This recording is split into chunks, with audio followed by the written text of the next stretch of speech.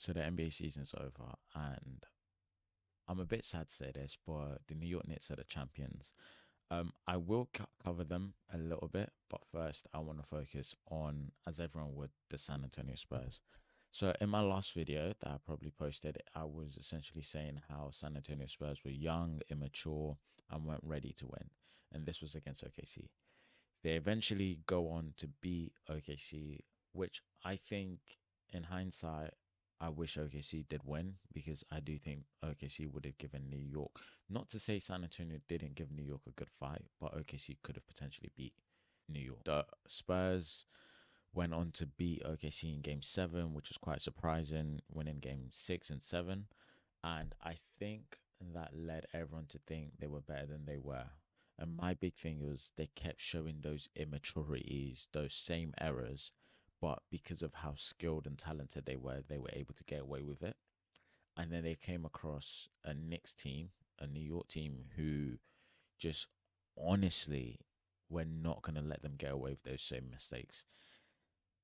The main issue was San Antonio or the Spurs were able to get a massive lead and then not close out these games. That's literally everything we saw through all 5 games. Game 3, they were able to close out miraculously. Honestly, I still don't know how they closed out that game, but they somehow did it. They didn't make as many mistakes, but the mistakes were seen in game 1, mistakes were seen in game 2, not just from, I know people are going to say this, not just from Fox. Wemby made mistakes, Castle made mistakes, Harper made mistakes. Harper is absolutely amazing, but we'll go into that another day. Harper made mistakes. Each individual player made their own mistake, which led to a collective implosion from the team. There was no one player who was consistent in not making mistakes and providing them with the effort or the ability to win games. Game 3 was the only game where their mistakes were not accumulated in the sense of they weren't accumulated to the point where they couldn't maintain the lead essentially. But every other game, their mistakes were just too much. They would go on these droughts where they don't score, and the reason they don't score is because they don't either have Harper on the court or Wemby just isn't getting into the paint. And honestly, I think it goes once again to the immaturity of them not being able to control games when you're up double digits in every single game of this series. You're up 11, then you're up 12. No, then you're up 12 or 20, then you're up 29, then you're up 15, 16. Then tonight you're up, or last night you're up 16 again. These are mistakes you can't make. And I think they just consistently show they can't close out games. And in it pains me to say this because I've been a very much advocate for Darren Fox, but it really pains me to say this. Big man Darren Fox, you need a new team. Um, if I'm San Antonio, me and my friends were joking around this before game 5, and we were essentially saying the Spurs should just not play him game 5. There's no point. I know you have to have belief in your players. I know you have to give your players hope and say, you know what, these are the guys we're gonna ride with, these are the guys we're gonna die with. But De'Aaron Fox, what you showed me was loser mentality, no heart. Your effort, your play style was just so frustrating to see. You want to see someone who makes mistakes, not just own up to the mistakes, but also show it in their attitude that they've made a mistake and they want to correct those mistakes. Fox would just be like, yeah, no, nothing, next play. And I completely understand it because that's how you have to think. But then the next play doesn't show it. You don't show that you've grown and learned. You guys, once again, in game 5, your life is on the line. Forget how you're shooting. You're shooting 3 for 15. Nobody cares. Like, you just can't buy a bucket. That's fine. But there's no way. There's just no way you guys don't see you're up 10 with 8, 7 minutes left in the game of your life. And the team goes on a 13-0 run. You can't excuse that. That's inexcusable. Or 13-2 run or 15-2 run.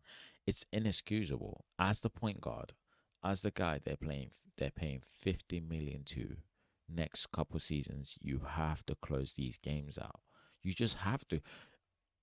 I don't care how you get it done. No one's asking you to make a big time shot. We're asking you to put players in position where they can execute. Every time Wemby rolls to the basket, I know they're tagging him. We all know they're tagging him. But there is a way where you can delay your dribble and just give the opportunity to Wemby to catch the ball higher. He doesn't have to catch the ball and dunk it because they weren't allowing him to do that. But for me, a big thing has to be you have to be able to control that game. That is the bare minimum you have to be able to do. And I think over the series, the Spurs started to realize maybe Fox wasn't the guy because in this game 5, bless Harper because he is a rookie. In game 5, he was essentially their closers. The commentators were saying it. The commentators would have Spurs in the fourth quarter saying, "Why is Harper not on the court?" Or when he was on court, "Why hasn't Harper had a touch? Why is it still in Fox's hand?"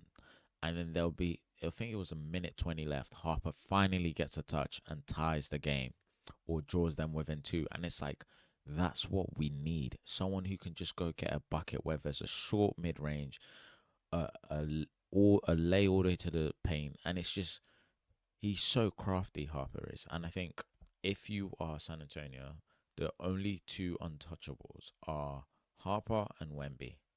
That is my core right there.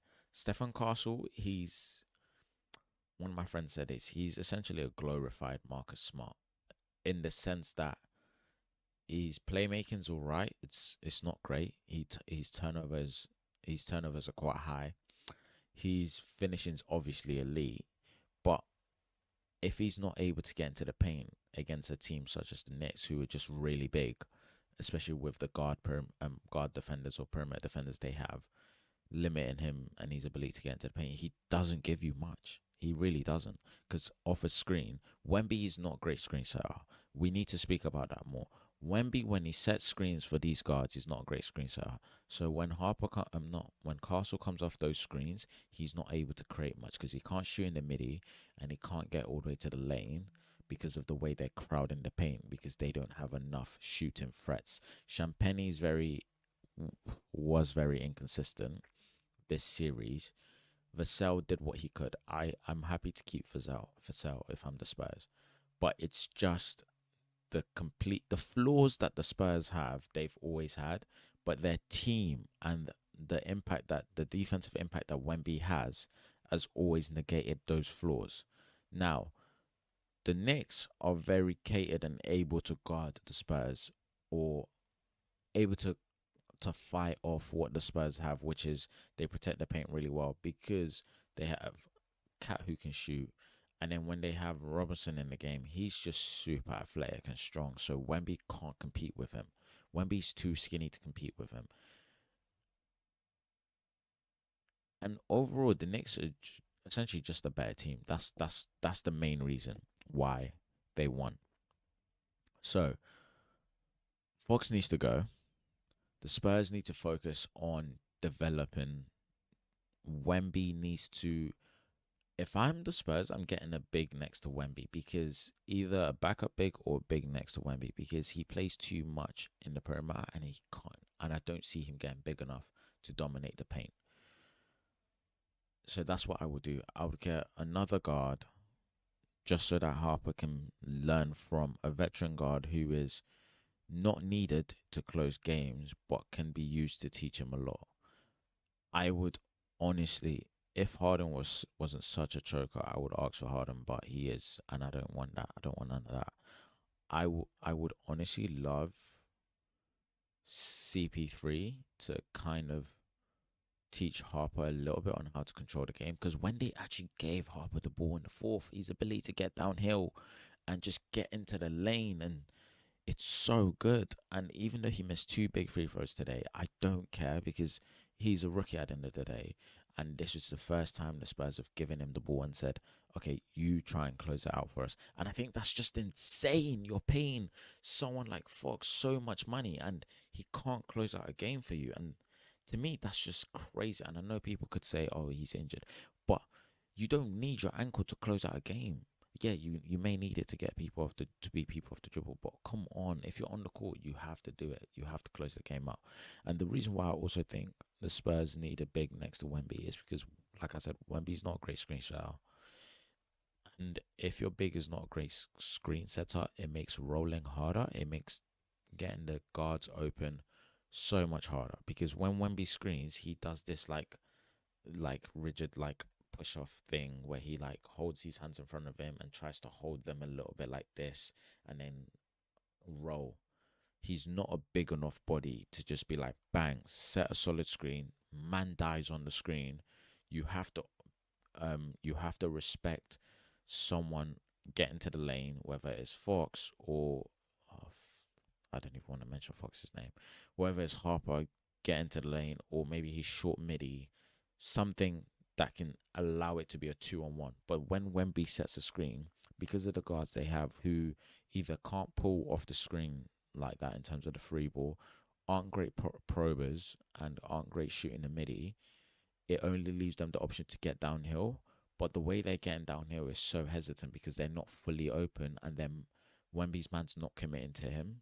So it's like, even though they're being tagged, they're not creating as great of an option as they could. That being said, the Spurs obviously have a great opportunity to develop and grow and do all of that. I have to say the reason why I did not want the Knicks to win, it's not anything to do with the players. It's purely the fans. I am not a big fan of the fans. I don't think the fans deserve this win. I think the players deserve it. I think OG deserves it. I think Josh Hart deserves it. I think Jalen Brunson has proved a lot of doubters wrong. He's the true definition of wanting to win. If Jalen Brunson or if every superstar point guard like a Damian Lillard, obviously Dame's a little bit different because no one wants to come to Portland, but like a Dame, like let's not even say a Kyrie because he's one obviously. Who are the other true point guards who could have? Oh, maybe like a Chris Paul, but Chris Paul is not his fault. But essentially, if more players did what Jalen Brunson did, which is focus more on the team winning, then teams would have been able to build around more smaller guards more frequently. But because everyone is very focused on their own earnings, teams aren't able to build around these smaller guards. And Jalen Brunson, I have to commend his ability to take a sacrifice or take a pay cut. We say that, but he's still earning hundreds of millions. But take a significant pay cut because otherwise you could be earning more, a lot more millions. And just kind of put the team on his back today, but also they just have such a well-rounded team in the sense of not everyone on that team was ever, even though they were respected, but they had somewhat been forgotten about. They went to get Mikal Bridges from the Nets when he was kind of being forgotten about. Josh Hart had been around the league. He was being tossed around. Like Towns was a trade that when they did it, everyone was like, "What? Like why? What's this could help?" But Towns is one of those players where people go, "Is he really ever gonna be your championship center?" Because he gets fouled out or he gets in foul trouble, which he did again today. Um, Landry Shamet was someone who they overlooked defensively. They kept saying he can't defend, he can just shoot. And I think the overall aspect, the players deserved it 100%. The fans, some of the things I've seen, did not deserve this victory. So that's just why I never wanted the Knicks to win, but I could never justify why the Spurs deserve to win more because I think it's a case of everyone assumes the Spurs are going to be back in the finals and they're going to be a team to reckon with. But then we have to remember everyone thought the same about OKC. Everyone thought the same about Dallas just 2 seasons ago. Everyone thought the same about Boston. Everyone thought the same about Bucks. Everyone thought the same about Denver. There's nothing is guaranteed, especially in this modern NBA. Nothing is guaranteed. We can see that. Like OKC, everyone thought the same. Obviously OKC is still going to be really good, but you can see that everyone was like, oh, these teams are going to be a force to reckon with for the next coming years. And these teams are still in contention, but we can just see it's not as easy as they'll be back next year or they'll be back the next 2 years. It's not that easy. All that to say, congratulations to the New York Knicks because they did what many, apart from their fans and some more fans that we didn't know about, all of a sudden showing up, um, believed in them to do. I think it goes a long way to show what a consistent team, even though you have internal battles and a really good coach like Mike Brown, honestly, amazing stuff. His ability to trust in some of his team, some of his players, even in moments where they haven't played in a while, just putting that trust in them and giving them that opportunity to show themselves. You have to commend that. I think overall they deserved it. There's nothing else that you can take away from them. They truly deserve that win. And my thing is, this playoffs has really just showed me that, especially after what Fox did. I miss Luca, man.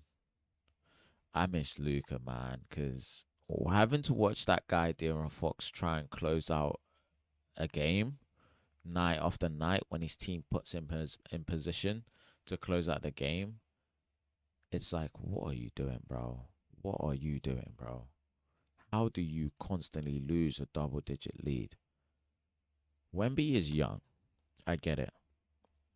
He's young, he's fragile, he's still not who we want him to be yet. But what are you doing, Fox? You are the veteran. 8 years in the league. You are who they wanted. There's no way you keep letting this team choke away the lead. Game one was understandable. First time in the finals, all of you guys nervous.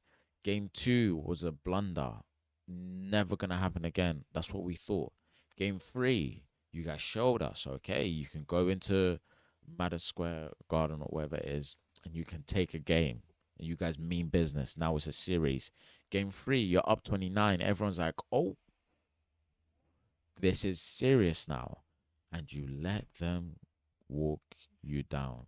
You have to do better, man. Honestly.